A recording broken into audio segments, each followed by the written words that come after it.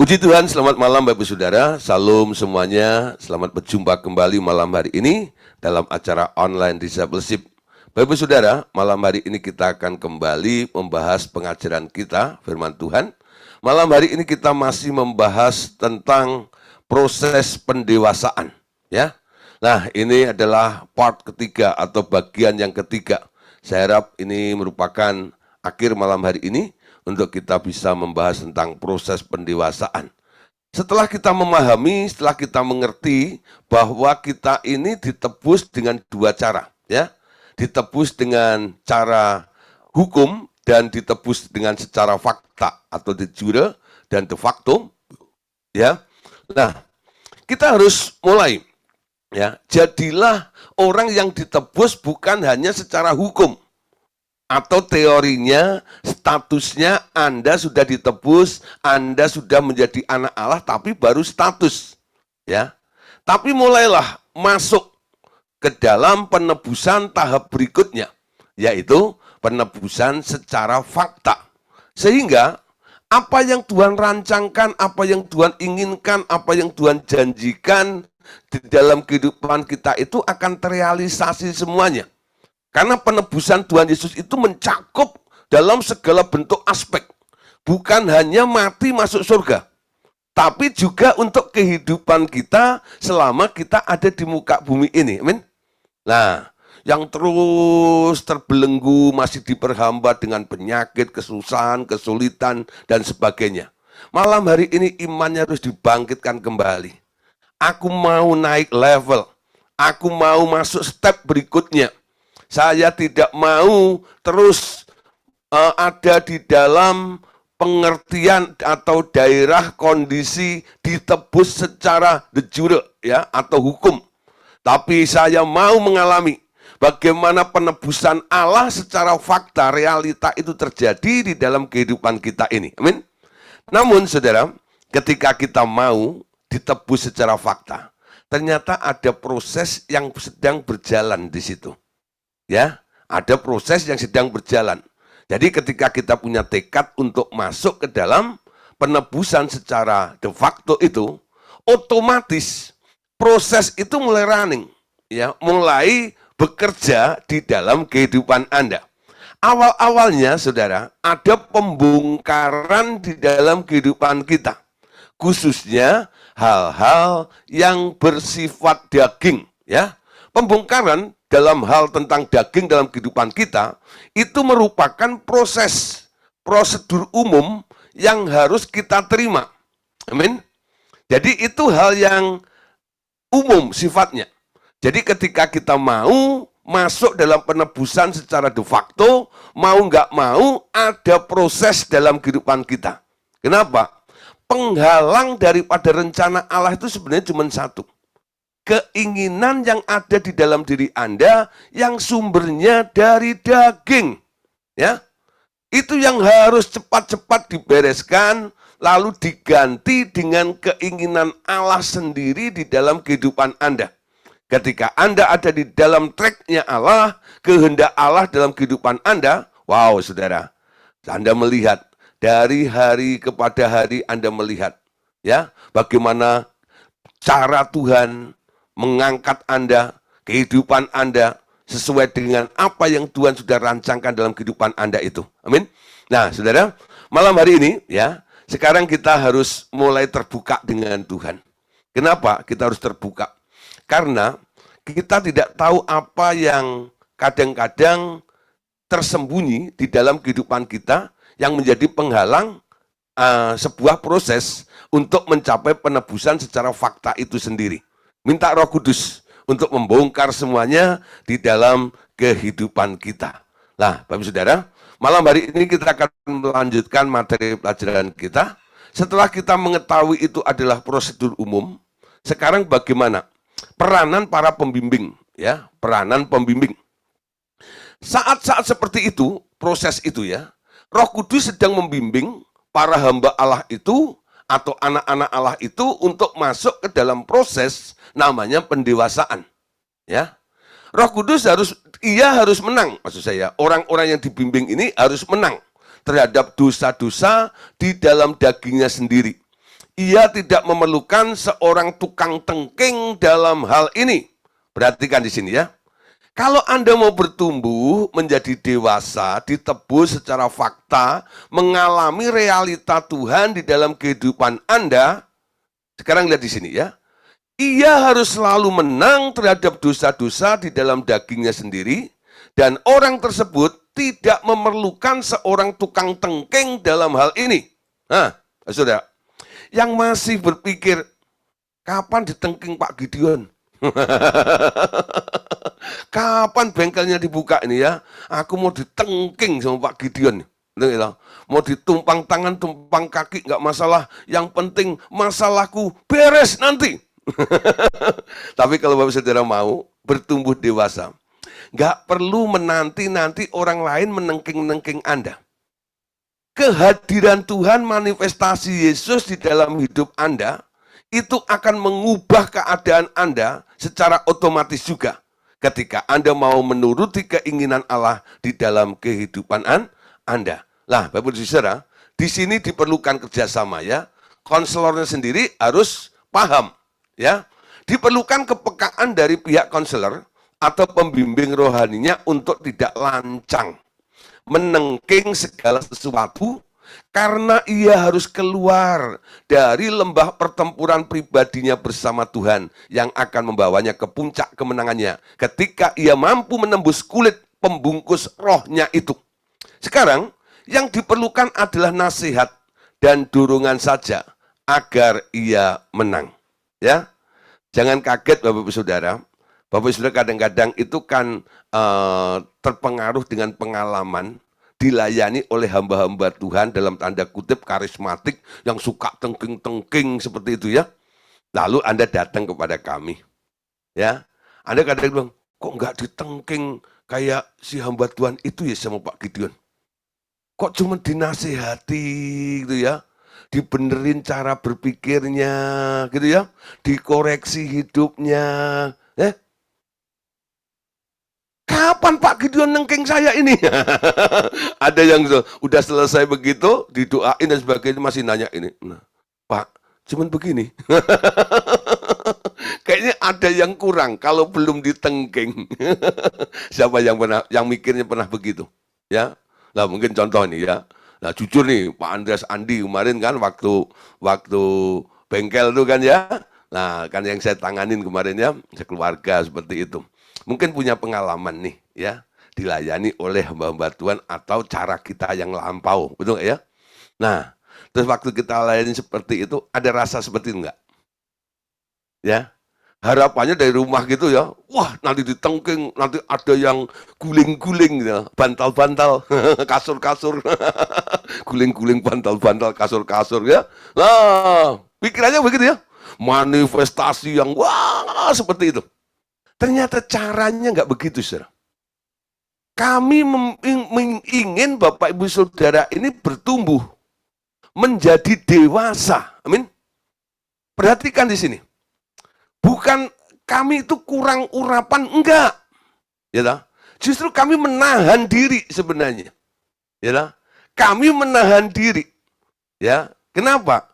Pengennya daging, pengennya jiwa saya melakukan yang spektakuler seperti itu. Tapi keinginan Tuhan ketika kami melayani, Dia mau setiap orang yang datang itu harus bertumbuh dan mengenal Kristus secara pribadi di dalam kehidupannya. Pengenalan Kristus secara pribadi dalam kehidupan Anda itu, itulah senjata untuk menembus kulit Anda. Amin. Sehingga Anda bisa keluar dari semua struggle, dari semua masalah di dalam kehidupan Anda ketika Anda bisa menemukan kebenaran di dalam Yesus itu. Amin. Ya. Nah, Saudara, malam hari ini konsepnya coba mulai dirombak. Ya. Peran pembimbing di sini nggak boleh lancang. Ya. Jangan pamer. Ya. Sekali gua tengking, lu pasti mental gitu. Nggak usah. Saya selalu bilang, orang-orang yang datang sini, di sini nggak ada orang hebat. Ya, jangan memandang kami sebagai orang hebat. Nggak ada orang hebat. Di RTM sekarang nggak ada orang hebat. Yang ada hanya orang yang taat kepada Tuhan. Amin. Ya, ingat, catat baik-baik ini. Ya, yang masih mikir orang ATM itu hebat kayak zaman KPP dulu, ya, Anda akan kecewa karena nggak menemukan lagi. Karena kami sekarang dididik, dikoreksi untuk menjadi orang yang taat, dan orang-orang yang kami layani, mereka boleh taat juga kepada Tuhan. Amin. Nah, kalau kami mau, Anda juga harus mau, supaya sama-sama jadi. Amin. Nah, saudara, ketika kita melihat ada orang yang sedang ada dalam lembah pertempuran, ya, adanya masalah itu sebenarnya Anda ada di daerah pertempuran. Antara kehendakmu dan kehendak Allah itu terbentur di situ. Ya, siapa yang menang? Keinginanmu atau keinginan Tuhan? Ketika Anda mau mengalah, keinginan Tuhan yang terjadi di dalam kehidupan Anda, disitulah Anda menemukan kebenaran dan Anda mengalami realita bagaimana Anda ditebus oleh Tuhan secara fakta. Amin. Kamu akan mengetahui kebenaran, dan kebenaran itulah yang memerdekakan kamu. Amin. Dalam segala hal, saudara, apapun juga harus ditemukan kebenarannya. Kebenaran itu cuma ada di satu tempat, yaitu di dalam Allah. Amin. Di dalam Tuhan. Kalau Anda menemukan Yesus, Anda bersatu, sehati, sepikir, seperasaan dengan Yesus. Saya percaya tidak ada masalah yang tahan di dalam kehidupan Anda. Kenapa? Anda hidup di dalam kebenaran.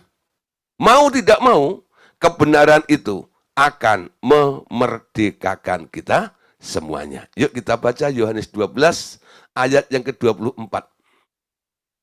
Sesungguhnya aku berkata kepadamu, jika biji gandum tidak jatuh ke dalam tanah dan mati, ia tetap satu biji saja. Tetapi jika ia mati, ia akan menghasilkan banyak buah. Amin. Nah, saudara, untuk menghasilkan buah, biji itu harus jatuh ke tanah dan mati. Ya. Nah, ketika biji ini jatuh ke dalam tanah dan mati, lalu terjadi proses sebelum keluar tunas, ya, itu pertumbuhan harus menembus kulitnya biji tadi tuh. Ya, kulitnya harus terbuka. Ketika kulitnya terbuka, itu tunasnya akan tumbuh. Orang nggak bisa bertumbuh kalau dibungkus dengan kulit. Kulit itu apa sih, Pak? Kulit itu adalah keinginanmu. Keinginanmu itu kulit. Ya, bikin catatan sendiri. Kulit adalah keinginan. Kulit adalah penghalang proses sebuah pertumbuhan. Tunas nggak bisa muncul kalau kulitnya tidak terbuka atau pecah kulit. Amin. Mau bertumbuh, mau mengalami terobosan, breakthrough di dalam Tuhan, cuma satu. Ya, matikan keinginan Anda, lalu hidupkan atau hidupi keinginan Allah di dalam hidup Anda. Amin. Paulus ngerti semuanya itu. Dulu Paulus itu adalah orang yang ambisius. Sampai dia menjadi orang hebat di kelompoknya, dan dia terpilih untuk menjadi kepala pasukan untuk membantai orang-orang percaya. Tapi Paulus ini, ya, dalam hidupnya ini pernah tanya kepada Tuhan. Karena ada sesuatu yang mengganggu terus di dalam hidupnya itu. Dia berseru 3 kali dalam 2 Korintus pasal 12 ayat yang ke-9. Mari kita baca sama-sama. Tetapi jawab Tuhan kepadaku, cukuplah anugerahku bagimu. Sebab justru dalam kelemahanlah kuasaku menjadi sempurna. Sebab itu aku terlebih suka bermegah atas kelemahanku, supaya kuasa Kristus turun menaungi aku. Ya, nah saudara, Paulus mencoba untuk minta supaya di dalam dagingnya itu. Tapi Tuhan tidak mengeluarkan duri dalam dagingnya itu. Duri dalam daging itu dijadikan ajang pertempuran, ya. Nah, di disitulah Paulus harus menang. Nggak diangkat. Ya, Tuhan bilang begini, cukup Paulus, anugerahku bagimu. Justru dalam kelemahanmu lah kuasaku akan sempurna. Amin.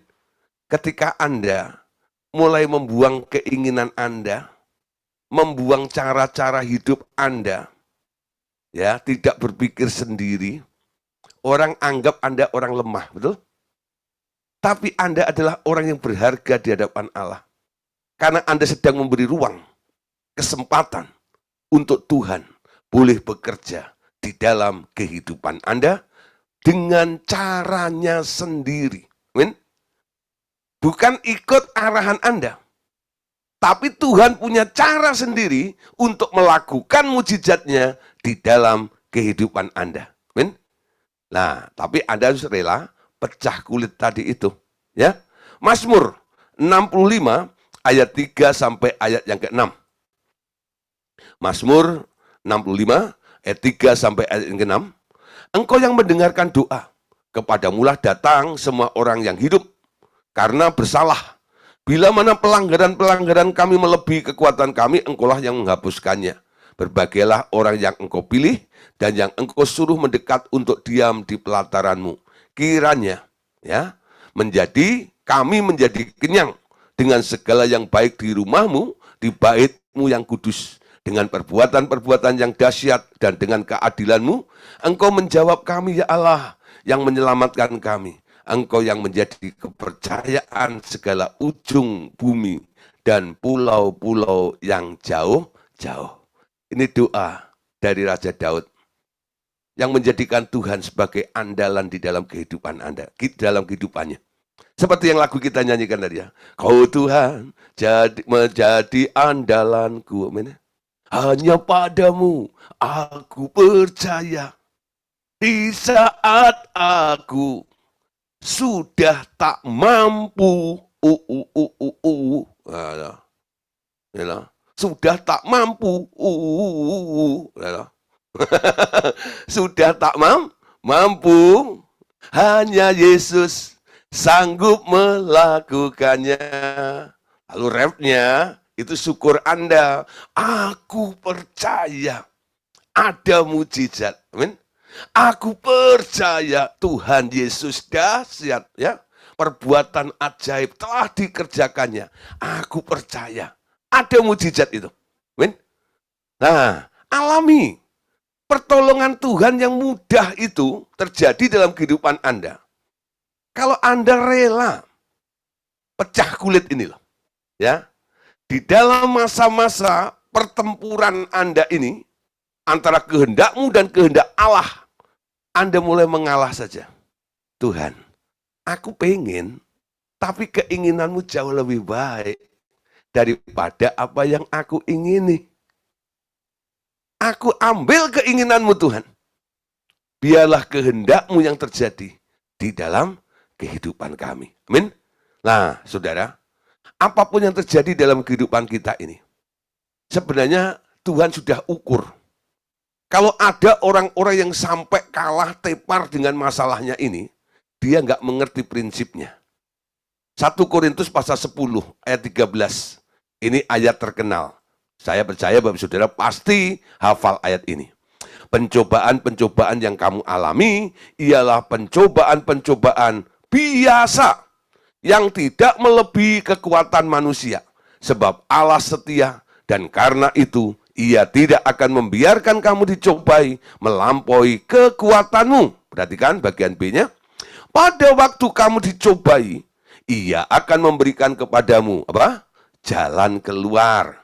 Sehingga kamu dapat menanggungnya. Gak ada namanya masalah yang tidak bisa diatasi bersama Tuhan. Karena pencobaan-pencobaan yang Anda alami adalah pencobaan-pencobaan yang luar biasa. Amin. Bukan luar biasa. Biasa. Amin. Nah, yang tidak melebihi kapasitas kemampuan Anda. Ketika Anda dicobai, Tuhan yang melihat itu, yang ada di dalam hidup Anda itu, Dia akan memberikan way out-nya atau solusinya. Amin. Itu Tuhanmu, itu keinginannya seperti itu. Kalau kita hidup dalam kehendak dan rencananya, nasib kita tak pernah kalah. Kita hidup di dalam kemenangan. Ya, selalu menang di dalam Dia. Amin. Ulangan pasal 20 ayat yang keempat. Perhatikan. Sebab Tuhan Allahmu, Dialah yang berjalan menyertai kamu untuk berperang bagimu melawan musuhmu dengan maksud memberikan kemenangan kepadamu. Amin. Saudara, jadi kalau Anda berjalan dengan Tuhan, artinya berjalan dalam kehendak Tuhan. Tuhan akan memberikan kemenangan. Ya. Tuhan akan memberikan kemenangan. Dia akan berperang dengan caranya sendiri. Ya. Kadang-kadang kita tidak bisa melihat Tuhan bekerja dalam kehidupan kita. Karena Anda punya konsep yang berbeda dengan konsepnya Allah. Amin. Anda mulai tangkap, Tuhan, dalam perkara seperti ini, apa yang akan Engkau lakukan? Bagaimana caranya? Itu yang harus Anda cari tahu. Tentang Tuhan memikirkan masalahmu. Supaya Anda keluar sebagai pemenang. Dia mau mikirin. Karena dia mau berperang. Ya, ganti kanda untuk memberikan kemenangan itu kepada kita semuanya. Bahkan Rasul Paulus dalam 2 Korintus pasal 2 ayat 14. Lihat sini ya. Ini syukur daripada Paulus. Tetapi syukur bagi Allah yang dalam Kristus Yesus selalu memimpin kami di jalan kemenangannya. Dengan perantaraan kami, Ia menyebarkan keharuman pengenalan akan Dia di mana-mana. Ya, dan Anda lihat ini ya. Syukur bagi Allah yang di dalam Kristus selalu memimpin kami di jalan kemenangannya. Ada keterangan di belakangnya ini. Nya, bukan kemenangan Anda. Jalan kemenangannya. Siapa yang dipimpin? Anda dan saya. Amin. Yang menang bukan Anda sebenarnya. Karena yang berperang bukan Anda. Yang berperang adalah Tuhan. Menggantikan kita. Amin. Ketika kita mengadopsi pikiran Allah, Dia akan bergerak maksimal di dalam hidup Anda. Ya. Nah, dan kita lihat caranya itu. Dia punya jalan namanya jalan kemenangan. Ya. Jalan kemenangannya. Anda digiring, dibawa di jalan kemenangannya. Ketika Tuhan telah menyelesaikan peperangan itu, Anda ditaruh di situ. Nasibmu berubah. Karena apa? Keadaannya berubah. Yang ubah siapa? Bukan Anda. Yang mengubah siapa? Tuhan yang mengubahnya dulu. Dengan syarat mati kulitnya tadi, pecah kulitnya tadi itu. Biji itu harus jatuh ke dalam tanah, ya, lalu mati, pecah kulit, baru tumbuh. Tumbuhnya, ya, dari biji tadi itu menjadi tunas itu. Itulah yang disebut benih kemenangan. Start dari kemenangan. Lalu bertumbuh terus jadi pohon. Dari kemenangan kepada kemenangan tuh, sampai ada namanya buah kemenangan. Ya, buah kemenangan. Nah, setelah berbuah, wah bisa dinikmati. Tadi dikatakan menjadi bau harum yang disebarkan di mana-mana. Itu namanya buah. Dimanapun Anda berada, Anda selalu menang dalam segala perkara. Amin. Ya, kenapa? Anda selalu mengandalkan Tuhan di dalam kehidupan kita itu. Amin. Nah, Bapak Saudara, ada pelajaran yang menarik malam hari ini. Selain peran pembimbing, setelah Anda dibawa oleh Tuhan, ya, ke dalam jalan yang namanya kemenangan, mujizat demi mujizat boleh Anda alami bersama dengan Tuhan. Ada satu PR yang harus dikerjakan oleh para anak-anak Allah ini, yaitu hidup berjaga-jaga. Ya, hidup berjaga-jaga. Nah, saudara, ada perintah yang sering tak diindahkan oleh murid-murid Tuhan, yakni berjaga-jaga. Ya, ini banyak sekali diabaikan. Padahal firman Tuhan dalam Alkitab ini banyak sekali menulis tentang perintah atau larangan ini ya. Hendaklah berjaga-jaga, jaga-jaga, berjaga-jaga. Berjaga-jaga itu adalah perintah yang harus diperhatikan dan diindahkan. Ya, nah, keadaan berjaga-jaga itu harus dilatih. Keadaan berjaga-jaga itu harus dibiasakan dalam hidup kita sehari-hari. Ya, jadi ini perlu latihan. Ini harus menjadi kebiasaan dalam hidup Anda. Setiap hari Anda harus berjaga-jaga. Berjaga-jaga dalam arti apa di sini? Pertama, saudara ya, berjaga-jaga siap selalu kalau dibangunkan oleh Roh Kudus pada jam-jam tidur, di mana kuasa kegelapan suka beroperasi pada malam hari. Ya, yang pertama, ya siap selalu dibangunkan oleh Roh Kudus pada jam-jam tidur. Siapa di sini yang sudah pernah ngalamin, ya, enak-enak tidur gitu ya, lalu dibangunin, ya, bukan dibangunin weker, bukan, ya, tapi kayak dibangunin oleh Roh Kudus. Ya, kenapa Anda dibangunin oleh Roh Kudus? Pasti ada tujuannya, ya, pasti ada tujuannya, ya. Kenapa Roh Kudus membangunkan kita? Karena di tengah-tengah malam itu biasanya itulah jam-jam kerja daripada roh-roh jahat, ya. Dulu saya punya pengalaman ketika saya sekeluarga ditugaskan untuk membuka gereja di Bali, gereja Rumah Doa Segala Bangsa. Tahun berapa ya itu? 99, 2000 ya, 2000 ya. Tahun 2000-an ya. Ya, tahun 2000-an lah. Ya. Anak saya itu yang gede baru 7 bulan. Ya. Nah, dia lahir 99 Desember. Ya, 2000.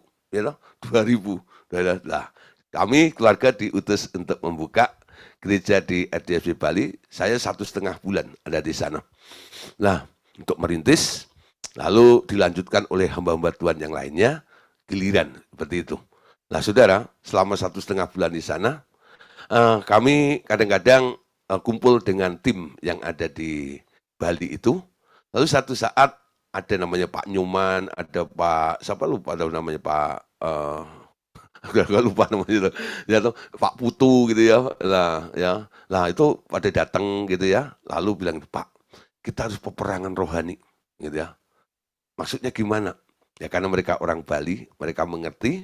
Nah, memang banyak hal yang kami lakukan, ya. Peperangan, memerangi daerah teritorial mereka. Waktu itu kan masih zaman perang-perang seperti itu ya. Nah, setiap datang ke jemaat itu, nanti kan setiap ada rumah itu kadang-kadang di ujungnya, di pojok mana gitu, pernah ditanam kepala babi gitu ya. Nah, mesti diangkat dulu. Melakukan banyak perkara lah seperti itu. Ya, salah satunya adalah peperangan untuk memerangi dewa-dewa yang ada di sana. Karena Bali itu kan disebut 1.000 dewa ya, berjuta-juta dewa ada di situ. Apa aja di situ itu dianggap dewa. Pohon dianggap dewa, itu dikasih sarung gitu ya. Batu dikasih dewi, semuanya lah gitu ya. Ada dewa batu, ada dewa besi, ada semuanya gitu ya. Banyak rutinitas mereka itu. Nah, betul ya, kira-kira jam 11 malam kami ada di Kuta ya.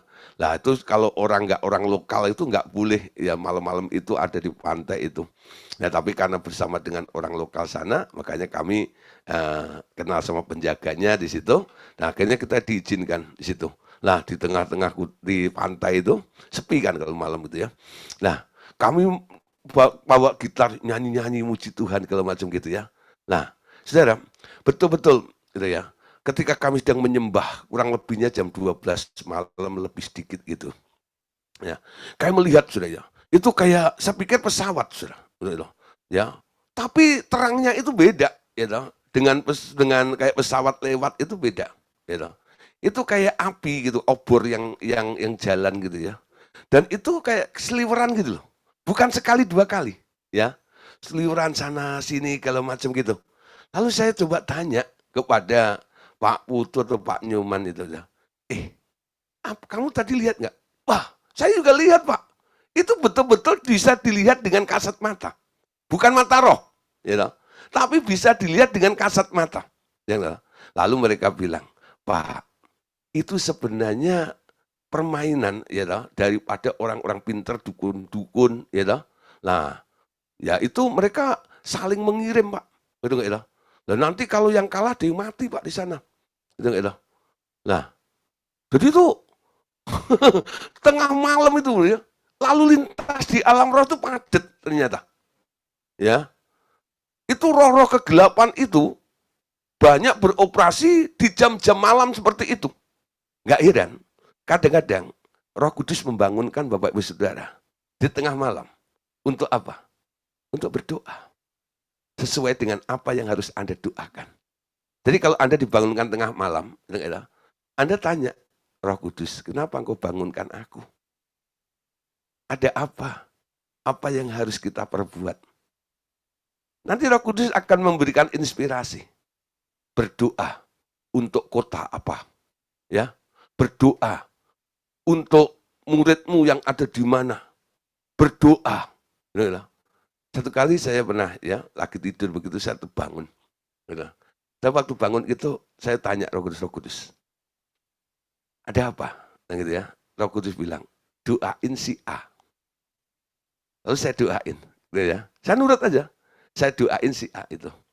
Ketika saya doain, ya, secara detail saya nggak mengerti masalahnya, ya, karena Roh Kudus nggak berbicara panjang. Pokoknya doain dia. Ya udah saya doain, ya. Lalu 3 hari kemudian, ya, saya mendapat kabar, ya, orang itu apa ya mengalami sesuatu, ya, tapi puji Tuhan, dia boleh menang. Dia juga heran. Kalau menurut ukuran manusia, sebenarnya pasti hancur. Tapi kenapa? Tahu-tahu dia bisa mendapatkan kekuatan seperti itu. Saya cuma senyum aja. saya nggak ngomong ke dia loh, buat doain loh, ya bayar. Enggak, saya nggak ngomong begitu, ya. Nah, saya cuman itu menjadi peneguhan bagi saya. Oh, dia bangunin untuk sebuah tugas, ya, karena ada PR yang harus kita garap. Amin. Nah, kalau malam hari ini nanti setelah mendengar seperti ini, semua yang ikut Zoom atau dibangunin Roh Kudus akan luar biasa, betul nggak ya? Nah, Bu Eva dibangunin, takut. Ada apa? Doain. Siapa? Pak Kis. Doain Bu Hester. Nah, nanti Anda lihat nih, satu dengan yang lain, mengcover satu dengan yang lainnya, bukan kan? Nah, ini indah sekali nanti. Roh Kudus nanti bisa bekerja luar biasa di dalam kehidupan kita. Anda harus berjaga-jaga. Tuhan, aku siap kalau engkau bangunkan di tengah malam itu. Karena ada tugas penting yang harus aku lakukan. Amin. Nah, saudara, murid-murid Tuhan Yesus ini dibangunkan oleh Tuhan Yesus dalam Matius 26 ayat 40 sampai 41 ya. Setelah itu ia kembali kepada murid-murid itu dan mendapati mereka sedang tidur.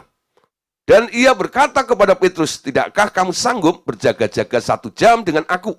Berjaga-jagalah dan berdoalah supaya kamu jangan jatuh ke dalam pencobaan. Roh memang penurut tetapi daging itu lemah. Anda lihat saudara, kelakuan daripada murid-murid Tuhan Yesus itu sebenarnya, ya, kalau Anda mungkin menyaksikannya, Anda pasti greget sekali sama murid-murid ini.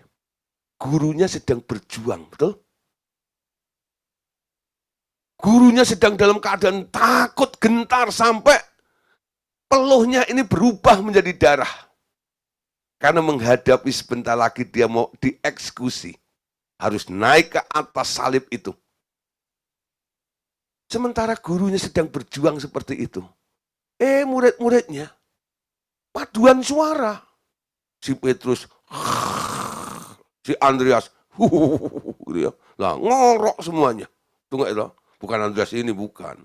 Ya, ya. Nah, ke-12 murid, 11 murid itu, Yudas kan nggak di situ, ya. 11 murid yang ikut itu sepatu pada tidur semuanya. Yesus balik, bangunin, bangun, bangun, bangun, bangun, bangun, bangun. Berat banget. Itu tandanya dia nggak berjaga-jaga. Ya, buktinya Tuhan Yesus menegur. Dalam tegurannya ini apa? Yang Yesus katakan, berjaga-jagalah. Tidakkah kamu sanggup berjaga-jaga 1 jam dengan aku? Berjaga-jagalah dan berdoalah supaya kamu jangan jatuh ke dalam pencobaan. Amin. Ya, jangan Anda suruh Tuhan menjagai Anda terus. Orang Kristen kan begitu ya. Tuhan jagai aku. Tolong kirim pasukan malaikat sebanyak-banyaknya. Jagai aku. Aku mau tidur. Loh. Konsepnya kan begitu. Rohani loh. Kalau Anda ngomong seperti itu pasti dibenarkan oleh semua hamba Tuhan tuh. Minta malaikat surgawi untuk menjagai Anda. Betul, boleh kalau macam itu. Tapi ada bagian Anda juga. Selain malaikat surgawi diperintahkan untuk mengawal, menjaga Anda pun juga harus berjaga-jaga. Amin. Karena apa? Roh itu penurut, daging itu lemah. Amin. Kelemahan daging itulah yang membuat Anda jatuh. Bukan karena Anda tidak dijagai malaikat. 1.000.000 malaikat boleh Anda hadirkan di situ. Tapi kalau keinginan daging itu menguasai hidupmu, Anda tetap jatuh. Amin. Ya, Anda boleh berkata, Bapak surgawi kirim 1.000.000 malaikat. Tapi Anda nggak berjaga-jaga, ketika keinginan daging itu menarik Anda akan jatuh di situ. Tuhan bilang, berjaga-jagalah 1 jam dengan aku. Ya, siapa di sini doa 1 jam sehari? Doa 1 jam sehari itu baru berjaga-jaga. Ya, ayo mulai berjaga-jaga. Amin. Ya. Nah, terus yang kedua, saudara, ya, berjaga-jaga dalam hal apa? Berjaga-jaga terhadap kedatangan Tuhan yang tiba-tiba. Kenapa? Karena Tuhan nanti akan datang seperti pencuri. Amin. Matius 24 ayat 42. Karena itu berjaga-jagalah, sebab kamu tidak tahu pada hari mana Tuhanmu datang.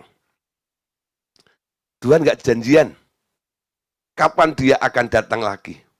Kapan Yesus kembali? Kapan Yesus kembali ke dalam dunia ini?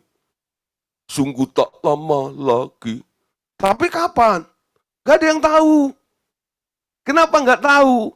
Karena Yesus sendiri juga nggak tahu kapan dia harus datang. Itu adalah haknya Allah Bapa. Kapan dia akan mengutus si anaknya itu untuk turun ke awan-awan menjemput orang-orang kudusnya itu. Kapan? Ya. Nah, saudara, Alkitab mencatat begini. Kedatangan Tuhan Yesus kali yang kedua seperti pencuri di tengah malam. Lalu orang menafsirkan, kalau gitu yang datang pencuri dong. Tengah malam, seperti pencuri. Bukan, saudara. Pengertiannya bukan begitu. Bagi yang tidak berjaga-jaga, kedatangan Tuhan Yesus seperti pencuri. Tapi bagi yang berjaga-jaga, kedatangan Tuhan Yesus seperti 5 gadis bijaksana yang menyambut sang mempelainya. Amin. Nangkep, saudara. Anda akan ngerti. Karena Anda berjaga-jaga. Yang nggak berjaga-jaga akan kecolongan. Karena kedatangan Tuhan Yesus seperti pencuri bagi orang-orang yang tak berjaga-jaga.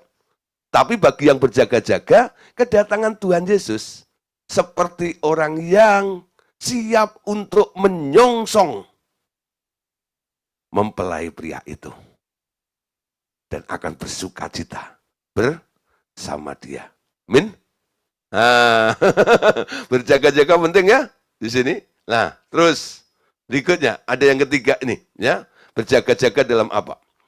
Berjaga-jaga terhadap ajaran sesat atau transfer roh lewat pikiran dan gagasan-gagasan ya. Banyak ajaran-ajaran sesat. Ya. Nah, satu sama lain kadang-kadang mengklaim kamu yang sesat. You know. Nah, kita kadang-kadang diolok-olok, dunia orang mati sesat, barang tumpah sesat. You know. Nah, saudara, sesat atau tidak sesatnya itu harus ada kebenaran yang mendukungnya. Ada ayatnya atau tidak. Bukan jatuh kepada interpretasi manusia. Kita sesuai dengan apa yang tertulis di dalam Alkitab. Amin. Seperti kalau kita ditanya, kenapa Anda percaya tentang dunia orang mati masih bisa masuk ke orang hidup? Kata Alkitab kok. Alkitab bilang, maka muncullah Samuel. Betul? Itu ayatnya bilang begitu. Aku percaya Alkitab. Tapi kata itu kan, itu setan yang menyamar sebagai Samuel. Kata siapa? Kata itu. Bukan kata Alkitab kan? Nah, ya, nah saudara, sesat atau tidak sesat itu kalau nggak ada dasarnya, ya. Kalau ada dasarnya, walaupun Anda diolok-olok, dibilang sesat, ya EGP sedikit lah, ya. Nah, Tuhan Yesus, zaman Tuhan Yesus itu, Tuhan Yesus sudah memperingatkan para murid-muridnya untuk waspada, ya, terhadap ajaran-ajaran sesat, ya. Makanya dia berkata begini, Markus 8 ayat 15. Lalu Yesus memperingatkan mereka, katanya, berjaga-jagalah dan awaslah terhadap ragi orang Farisi dan ragi Herodes. Ya, Yesus memperingatkan, awas, ada ragi. Ragi itu apa? Ragi itu adalah pengajaran. Ya, nah, satu kali murid Tuhan Yesus ini pernah ketika Tuhan Yesus berkata, hati-hati dengan ragi orang Saduki. Ketika melewati daerah orang Saduki, mereka bertengkar. Tuh gara-gara kamu nggak bawa roti tuh, makanya kita nggak boleh beli roti di tempat ini. Supaya nggak keracunan ragi orang daerah Saduki ini. Yesus bilang apa? Bukan itu yang aku maksud. Bukan ragi roti, tapi ragi pengajaran. Amin. Nah, saudara, sekarang malam hari ini mau saya berikan tambahannya ya, penjelasan tentang 3 macam ragi, ya. Nah, ragi Saduki, ragi Farisi, dan ragi Herodes. Supaya paling tidak Bapak Saudara tahu ya, apa sih yang disebut ragi Herodes, apa sih yang disebut ragi Saduki, dan apa sih yang disebut ragi Farisi tersebut. Sehingga kita harus waspada, ya. Mungkin orang Farisinya, orang Sadukinya nggak ada di sekitar Anda. Tapi mungkin ajarannya ada di sekitar Anda. Dan itu yang perlu diwaspadai dan Anda harus berjaga-jaga. Hati-hati supaya tidak terkontaminasi. Amin. Nah, saudara, sekarang kita lihat dulu ya tentang ragi Herodes. Apa itu ragi Herodes? Tuhan Yesus memperingatkan agar para murid waspada dan berjaga-jaga terhadap ragi Herodes. Tuhan Yesus ingin agar para muridnya tidak mengikuti langkah para Herodians, yaitu orang-orang Yahudi yang menaruh pengharapannya pada Herodes dengan tipu daya politiknya, sehingga penerimaan pada Yesus sebagai Mesias yang dijanjikan itu dipandang sebagai bentuk perlawanan pada kuasa Herodes yang dianggap mereka sebagai Mesias yang dapat menjamin kedamaian dan ketentraman bagi bangsa Yahudi di tengah-tengah penjajahan Romawi. Ya, nah Tuhan Yesus memperingatkan Tuhan Yesus sendiri menjuluki Herodes itu adalah Antipas. Ya, Tuhan Yesus menjuluki Herodes itu Antipas sebagai serigala atau alopex. Ya, jadi Yesus loh yang ngomong. Di mana Pak ayatnya? Lukas pasal 13 ayat 31 sampai ayat yang ke-32. Perhatikan di sini ya. Pada waktu itu datanglah beberapa orang Farisi dan berkata kepada Yesus, "Pergilah, tinggalkanlah tempat ini karena Herodes hendak membunuh engkau." Jawab Yesus kepada mereka, "Pergilah dan katakanlah kepada si serigala itu." Ya, yang dimaksud Herodes itu. Ya, "Aku mengusir setan dan menyembuhkan orang pada hari ini dan besok, dan pada hari yang ketiga aku akan selesai." Nah, Yesus sudah ngomong ya, si serigala. Itu julukan daripada Herodes, ya, Antipas, Herodes, serigala atau alopex itu ya. Nah, ini julukan dia. Ya, nah, jadi serigala ini ya. Nah, saudara, sekarang apa sih yang terjadi dengan para Herodians atau para aliran Herodes ini? Ya, Herodians atau sebuah kelompok politis Yahudi yang mendukung kekuasaan Herodes dan juga Romawi. Kelompok ini membenci Yesus karena kemungkinan besar bisa mengancam pengaruh politik dan posisi Herodes sehingga pihak Romawi akan melawan Herodes dan bangsa Yahudi. Dalam konteks ragi Herodes ini, Tuhan Yesus ingin agar para muridnya tidak menaruh pengharapan mereka pada agenda politiknya, namun tanpa menghilangkan rasa hormat pada segala pemerintahan di dunia ini. Dan lagi, bahwa ambisi politis dan segala intriknya harus berada di luar ajaran Injil damai sejahtera. Ya, nah saudara, sekarang ya, apakah hamba Tuhan boleh terjun dalam dunia politik? Harusnya tidak. Tidak boleh. Ya. Kalau hamba Tuhan terjun dalam dunia politik, saya mengamati dan ada buktinya, tapi tidak saya sebutkan. Awalnya pelayanannya luar biasa. Saya respect. Ketika dia masuk, dulu kan ada partai ya, namanya PDS itu. Itu banyak pendeta yang masuk terjun ke dunia politik. Setelah itu, wah, ya, turun semua, drastis semuanya pelayanannya. Termasuk pemimpinnya sendiri mengakui. Kalau nggak percaya, tanya sama Pak Royandi Utaswit. Satu kali Pak Royandi itu ditanya, ya sama orang yang, jadi saya ini lagi khotbah di Cis Plaza. Di situ ada 2 persekutuan, ya. Nah, kebetulan satu persekutuan saya yang khotbah, yang satu Pak Royandi ini. Nah, akhirnya diajak makan bareng-bareng, ketemu di rumah makan itu. Nah, yang ngajak makan itu tanya sama Pak Royandi, "Pak, kenapa nggak bikin partai lagi, Pak?" Pak Royandi bilang, dah, kapok. Kapok. Gitu. Nah, kenapa? Dia baru cerita. Awalnya kita semangat, semua rela berkorban. Setelah dapat dana, rebutan. Betul nggak, Saudara? Satu sama lain sekarang jadi saling melotot.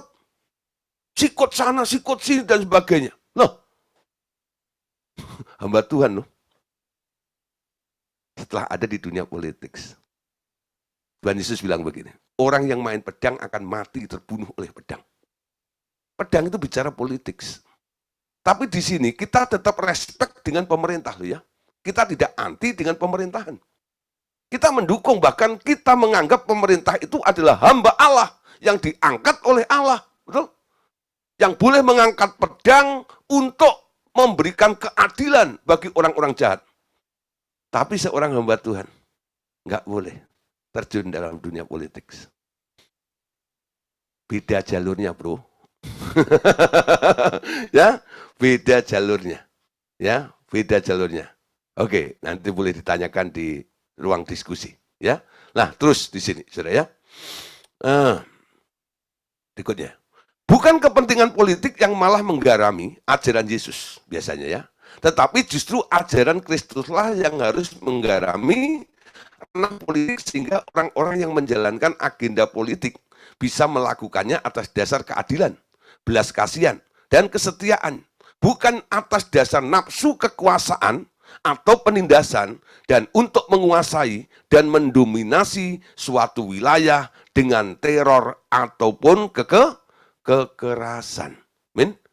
Nah, ini pengaruh daripada kaum Herodians, ragi Herodes. Amin. Jadi agama dicampur dengan politik. Nah, Rasul Petrus menghimbau agar orang Kristen tetap menghormati pemimpin pemerintahan dunia ini karena Allah. Dalam suratnya yang pertama, Petrus menghimbau jemaat Kristen di Asia Kecil, Pontus, Galatia, Kapadokia, dan Bitinia untuk menghormati Kaisar Roma dan segala wali negeri di wilayah kekuasaan Roma, sekalipun umat Kristen berada dalam penganiayaan dan ancaman hukuman mati. Di sini, Rasul Paulus juga menekankan bahwa setiap orang Kristen di Roma harus taat dalam membayar pajak kepada Kaisar Romawi sebagai bentuk penghormatan setiap pemerintah oleh karena Allah. Ya, kita baca ini Roma pasal 13 ayat 1 sampai 7. Setiap orang harus takluk kepada pemerintah yang di atasnya, sebab tidak ada pemerintah yang tidak berasal dari Allah, dan pemerintah-pemerintah yang ada ditetapkan oleh Allah.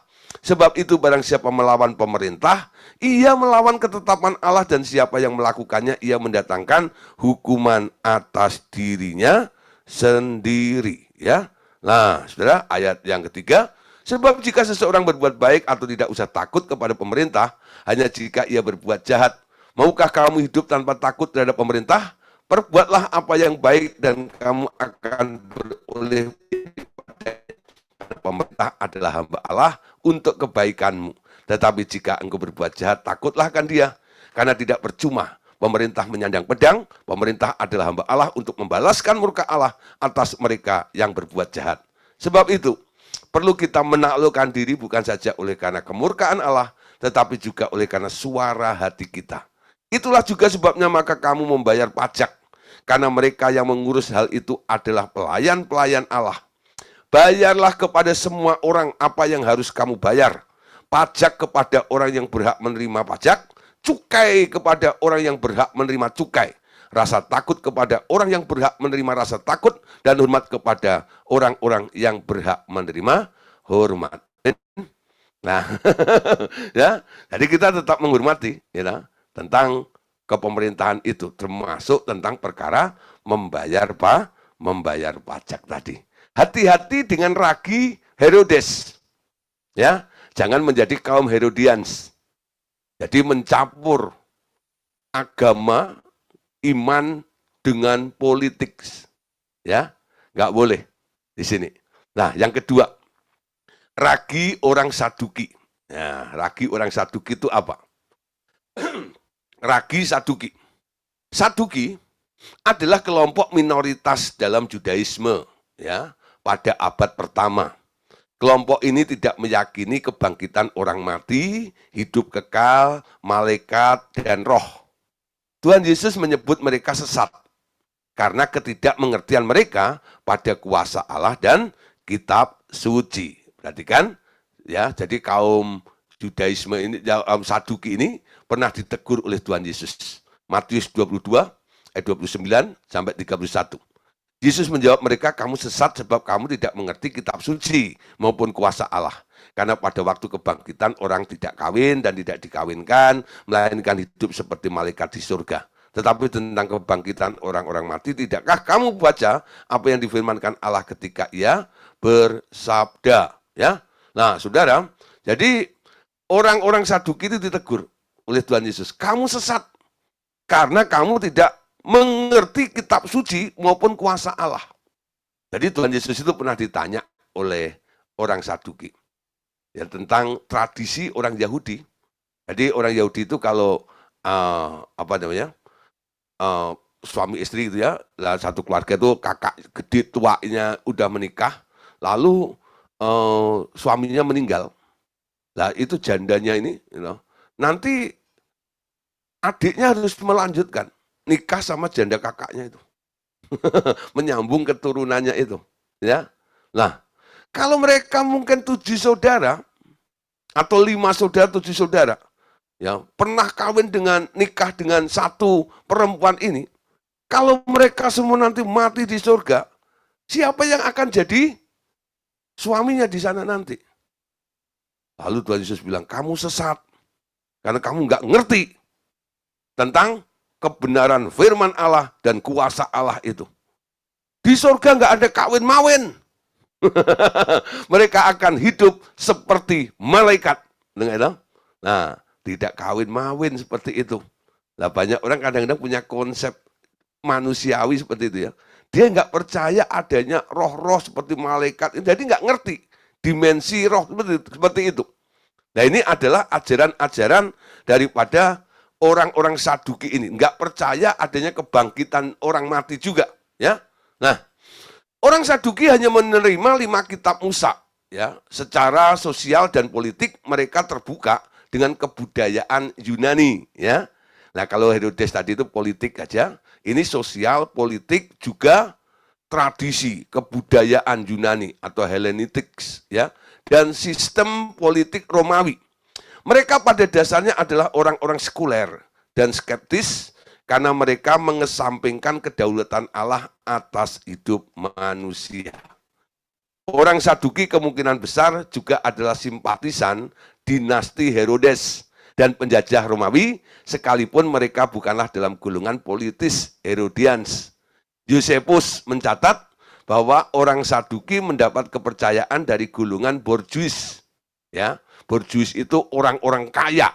Ya, jadi di sini kalau ada orang-orang kaya, saya sebut borjuis.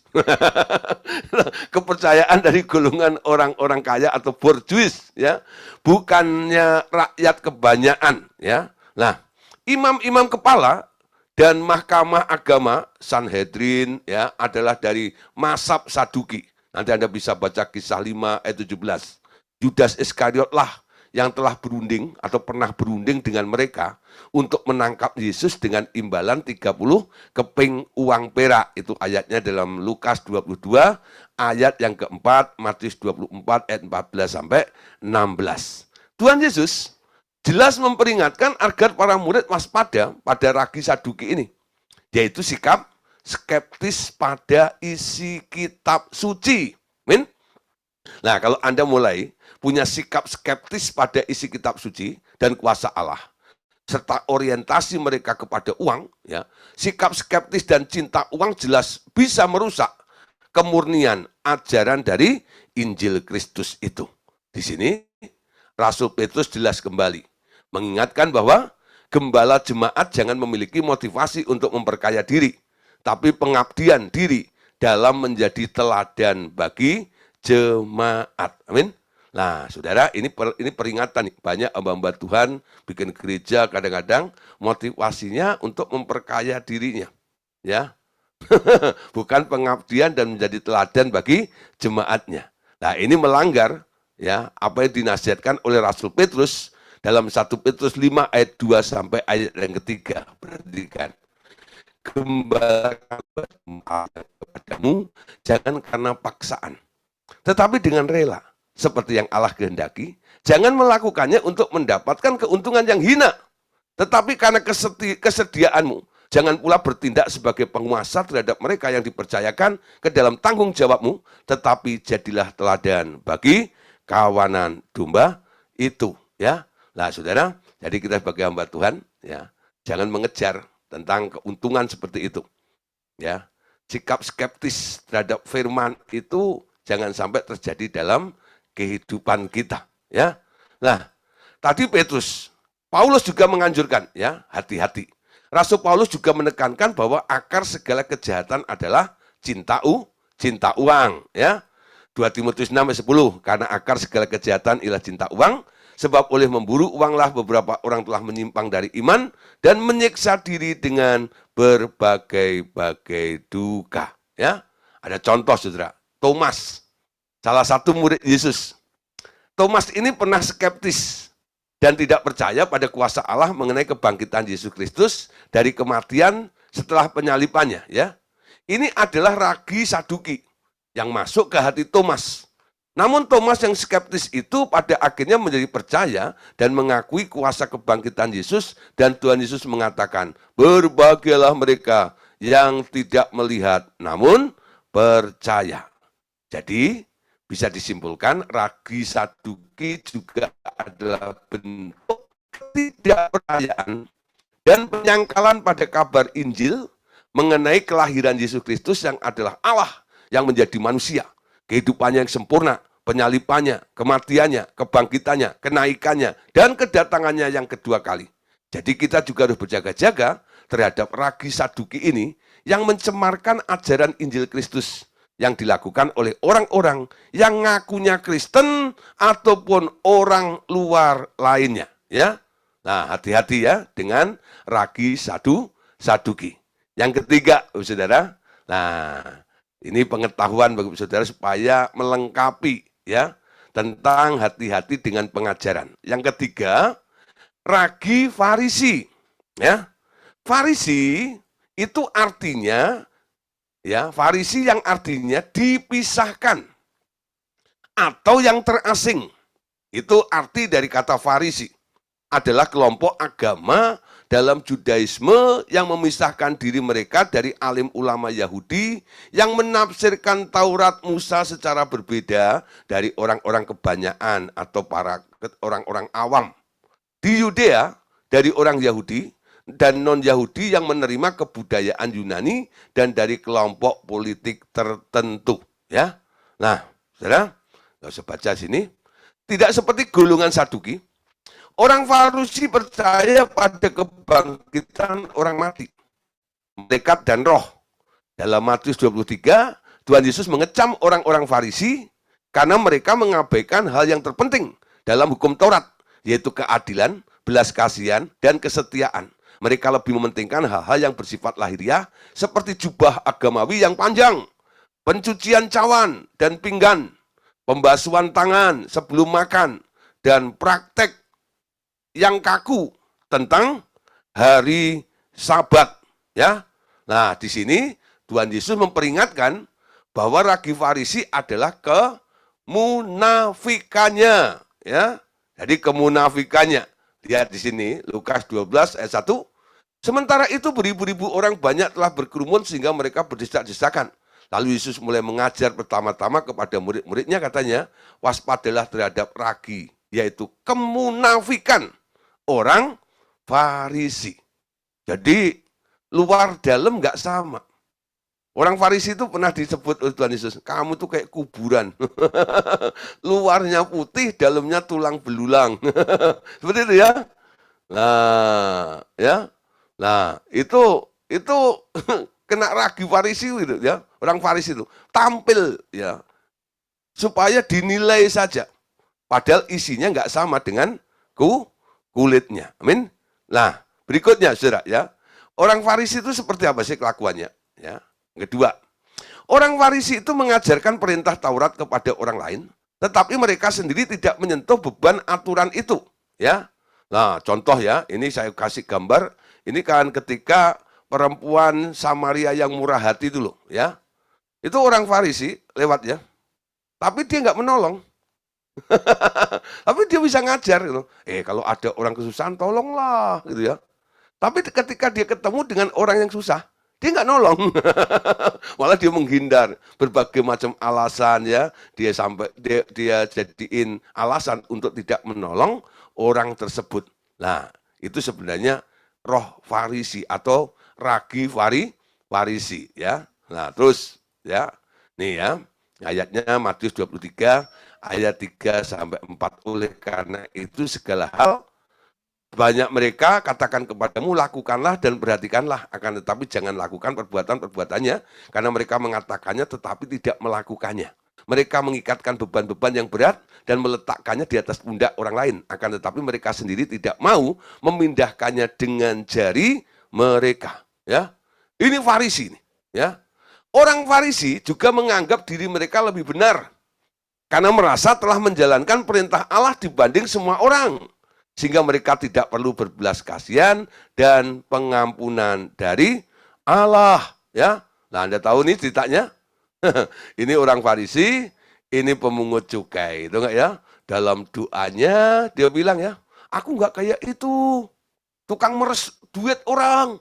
Aku ini orang baik, ya. Doa sehari, ya, 5 kali. Ya. Nah,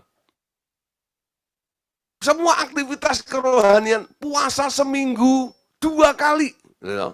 Ya, kalau Anda berpuasa seminggu 3 kali, Anda lebih dari orang Farisi. Ya. Seminggu 2 kali berpuasa. Wah, gitu ya.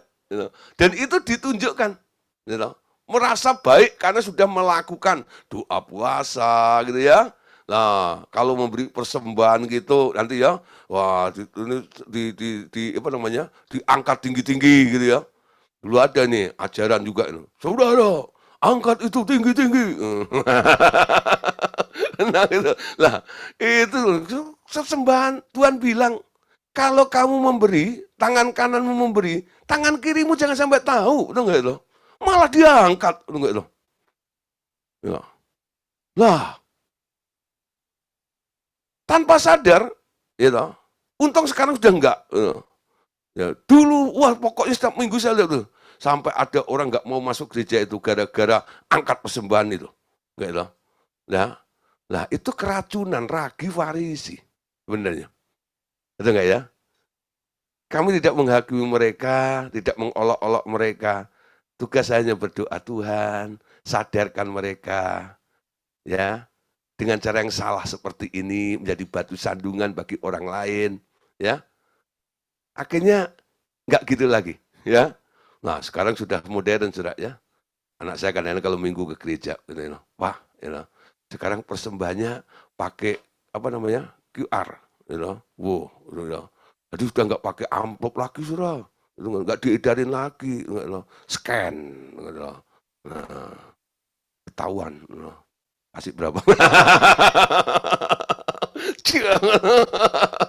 Lah, saudara, keren.